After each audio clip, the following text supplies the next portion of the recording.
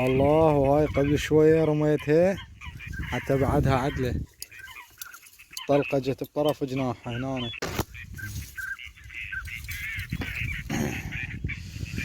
يا الله، واحلى مراهي من الصبح. الله الله، اللهم صل على محمد وآل محمد. طبعا هذا أول مرة أصيدنا.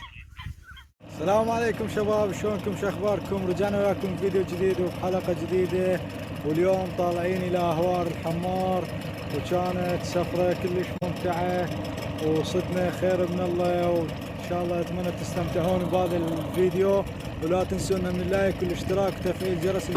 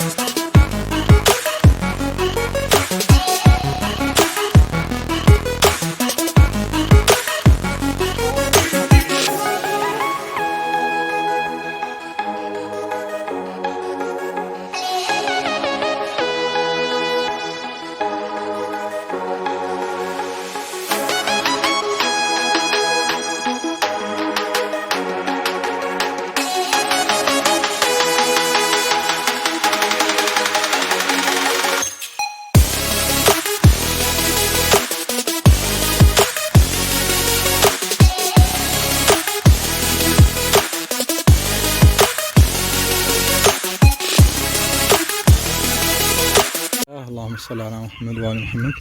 وهاي دجاجة ماي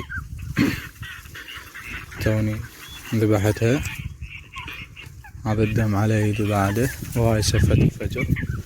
يا الله، نعمة نعمة. وهاي قبل شوية رميتها حتى بعدها عدلة، طلقة جت بطرف جناحها هنا، لازمها لين تطير تشرد. وغطت، تعبتني كلش، تعبت مالها. خوش دجاجة ماي. تعاي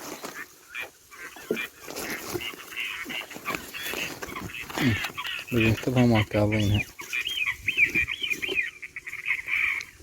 والله. تنقر اقرا يلا.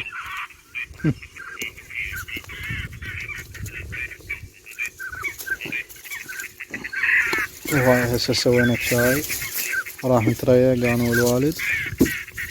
وسهمكم العافية. يا الله، واحلى مراعي من صبح الله. سهمكم العافية. وهذا الشاي، شاي الهور حار باعوله. اللهم صل على محمد وآل محمد. طبعا هذا اول مرة اصيدنه باعوله، ذكر مال مصو، يسمونه مصو. هذا خوش ذكر سمين. هذا طبعا من نوع البط، بط المصو. شوفوا توني ذبحت. يا الله، اللهم صل على محمد وآل محمد. ان شاء الله الله يرزقنا بعد. ايضا دجاجة ماي هسه قبل شوية ورا هذا الذكر اجت رميتها. خوش دجاجة والله السمينة. يا الله رحمة، كسرت جناحها انا، جت الطلقة بجناحها. هسه الساعة تقريبا بالسبعة. ان شاء الله مستمرين بالرمي. النوشة او اللبدة تكون كالتالي، مثل هذا حشيش باعوله، وتسوي لك مكان على قد هذا الهوري. صار مسوي على قده، مسوي على شكل اقواس.